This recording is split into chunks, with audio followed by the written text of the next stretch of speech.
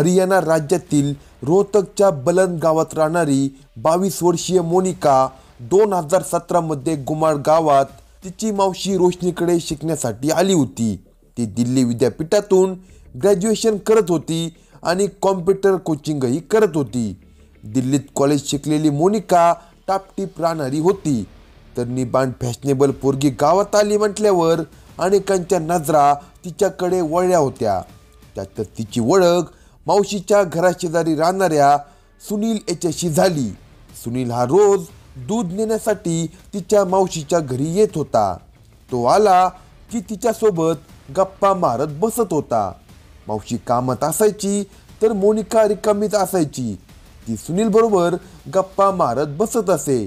तो विवाहित होता, वयाने थोडा मोठा होता, त्यामुळे सुरुवातीला तिला काही अडचण वाटत नव्हती. ती मनमोकळेपणाने त्याच्याशी बोलत होती. पण नंतर मात्र त्याने तिच्याभोवती चांगले जाळे टाकले, कारण तो बदमाश होता. तो गुन्हेगारी प्रवृत्तीचा होता. त्याच्यावर गन्नौर पोलीस ठाण्यात प्राणघातक हल्ला, बेकायदेशीर शस्त्र आणि खुनाचा प्रयत्न असे 7 गुन्हे दाखल होते. सुनीलकडे परवाना असलेले पिस्तूलही होते. तो तिच्यावर छाप टाकण्यासाठी धडपड करत होता. त्याचे वागणे आता तिच्याही लक्षात आले होते, पण तो विवाहित आहे याचा तिला विसर पडला होता. त्याच्या डेअरिंगवर ती फिदा झाली होती. दोघांची चांगली मैत्री झाली. या मैत्रीत प्रेमाचा अंकुर फुलू लागला. ते दोघे सातत्याने एकमेकांच्या संपर्कात होते. तो तिला फिरायलाही घेऊन जात असे. त्यांच्यातील ही जवळीक अनेकांच्या नजरेत आली होती. त्याच्या बायकोला संशय आला आणि वाद सुरू झाला. आता काय करावे हे काही त्याला सुचत नव्हते. यावर मार्ग काढत त्याने 2021 मध्ये रक्षाबंधनाला तिच्याकडून राखी बांधून घेतली. तिने त्याला राखी बांधून भाऊ मानले. प्रत्यक्षात मात्र नाते कलंकित करून ते वासनेचा खेळ खेळू लागले होते. सगळ्यांपासून चोरी चुपे त्यांच्यातील खेळ सुरू होता. तिकडे तिचे पालक तिच्या भविष्याचा विचार करत होते. तिने चांगले शिक्षण घ्यावे यासाठी त्यांची धडपड सुरू होती. तिला त्यांनी उच्च शिक्षणासाठी कॅनडाला पाठवण्याचे ठरवले. त्याप्रमाणे दिनांक 5 जानेवारी 2022 रोजी मोनिकाला कॅनडाला शिक्षणासाठी पाठवण्यात आले. ती बिझनेस मॅनेजमेंट शिकायला गेली. ती कॅनडाला शिक्षण घेते असे तिच्या पालकांना वाटत होते, पण प्रत्यक्षात ती सुनीलबरोबर आईश करण्याला महत्त्व देत होती. सुनीलने तिला 22 जानेवारी 2022 रोजी परत बोलावले. अवघ्या 17 दिवसात ती कॅनडावरून परतली. तो तिला घेऊन गाझियाबाद येथे गेला. दिनांक 29 जानेवारी 2022 रोजी गाझियाबाद येथील आर्य समाज मंदिरात मोनिकासोबत त्याने लग्न केले. दुसऱ्याच दिवशी म्हणजे 30 जानेवारीला मोनिका कॅनडाला परत गेली. यानंतर 3-4 महिन्यांनी म्हणजे एप्रिल 2022ला ती परत भारतात आली. तिला घेण्यासाठी सुनील आला होता. ती भारतात आली हे तिच्या पालकांना माहीत नव्हते. ती सुनील बरोबर आता हनीमूनसाठी आली होती. तो तिला घेऊन वेगवेगळे शहर फिरत होता. दोघे वेगवेगळ्या लॉजवर राहत होते. मनसोक्त शरीर सुखाचा आनंद घेत होते. ती त्याला नवरा मानत होती, पण त्याला केवळ तिच्या शरीराचा आनंद घ्यायचा होता. तो तिला मनसोक्त ओरबाडत होता. तीही तो म्हणेल तसे वागत होती. दरम्यान एप्रिल महिन्यात तिला तिच्या चुलत भावाचा फोन आला. तेव्हा ती बेडवर सुनीलबरोबर मौज मजा करत होती, पण तिच्या घरच्यांना हा खेळ माहीत असण्याचा विषयच नव्हता. ती कॅनडामध्ये आहे असे समजून तिचा भाऊ बोलत होता. उन्हाळा कडक असल्याने रूममध्ये पंखा सुरू होता. पंखा वेगाने फिरत असल्याने त्याचा आवाज जास्तच घुमत होता.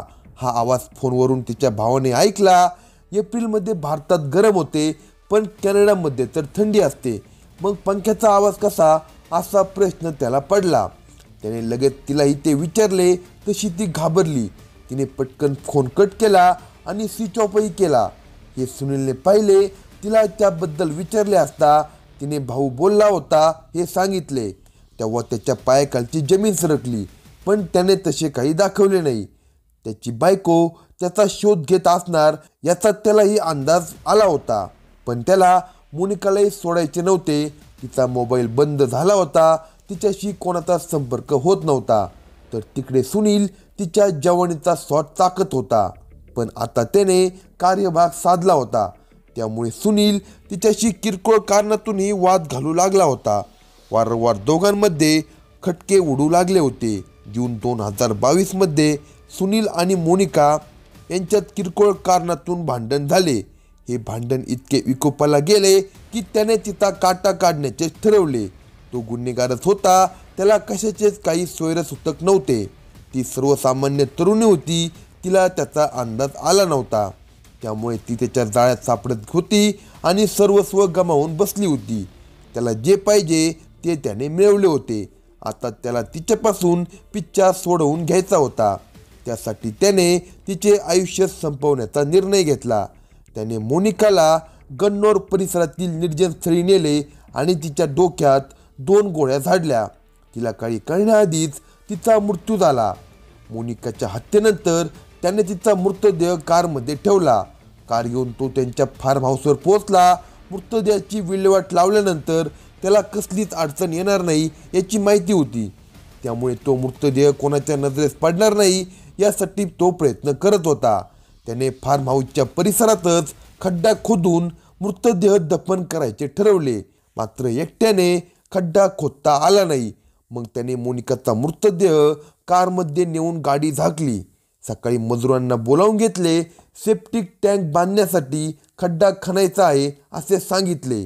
त्यानुसार मजुरांनी मोठा गोल खड्डा खणला. सायंकाळी मजूर निघून गेले. रात्रीचा काळोख वाढला तसा तो बाहेर आला.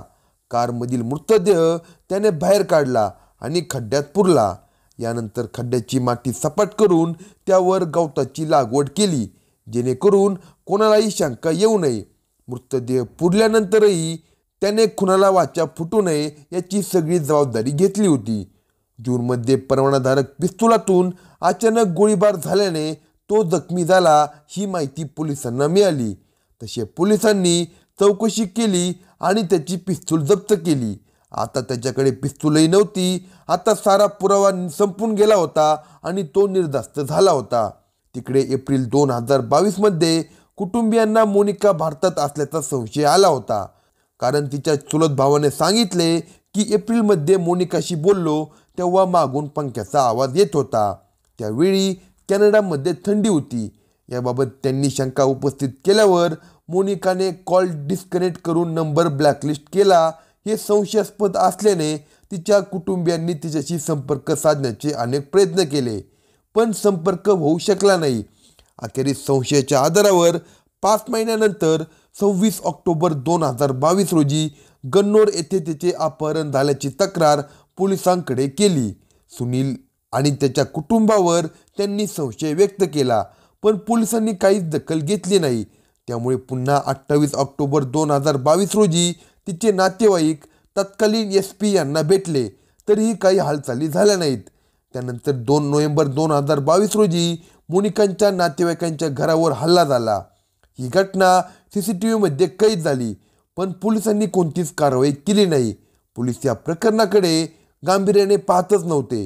हे प्रकरण म्हणजे घरगुती वाद आहे असे समजून पोलिसांनी त्याकडे साफ दुर्लक्ष केले होते. तिचा काही पत्ता लागत नव्हता. सुनील निर्धास्त फिरत होता. अखेरीस 3 डिसेंबर 2022 रोजी मोनिकाच्या आई आणि काकूंनी अंबाला येथे गृहमंत्री अनिल विज यांच्याकडे विनंती केली. तेव्हा त्यांनी IG रोहतक यांच्याशी बोलून हे प्रकरण CID भिवानी यांच्याकडे सोपवण्यात आले. मग मात्र एप्रिलमध्ये मोनिकाचे अपहरण केल्याच्या गुन्ह्याखाली सुनीलला ताब्यात घेण्यात आले. त्याला ताब्यात घेऊन पोलीस तपास करू लागले. तेव्हा मात्र आत्तापर्यंत आपण केलेले दुर्लक्ष चांगलेच महागात पडणार याची पोलिसांना जाणीव झाली.